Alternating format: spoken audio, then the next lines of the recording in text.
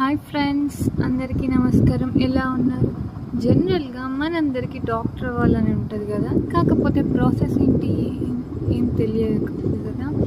First మన 10th అయిపోయినాక మనం బైపీసీ తీసుకుంటాం. సో బైపీసీ అయ్యాక నీట్ రాస్తాం. ఇఫ్ నీట్ వస్తే ఓకే, లేకపోతే లాంగ్ టర్మ్ చేస్తాం. దాని తర్వాత if we join MBBS, how it will be as doctor.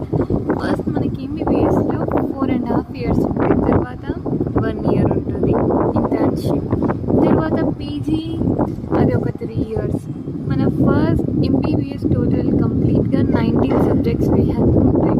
మన ఫస్ట్ ఇయర్లో వచ్చేసి ఎవరైతే జాయిన్ అయ్యారో వాళ్ళకి 3 subjects: anatomy, physiology, biochemistry. First year అయితే చాలా ఇంపార్టెంట్, లైక్ కంపల్సరీ ష్యూర్గా మనం పాస్ అవ్వాలి. అన్ని ఇయర్స్ పాస్ అవ్వాలనుకోండి, బట్ ఫస్ట్ ఇయర్ అనేది అనాటమీ చాలా important. Every subject is important. Then later second year వచ్చేసి మనకు ఫార్మకాలజీ, పెథాలజీ, మైక్రోబయాలజీ ఉంటుంది.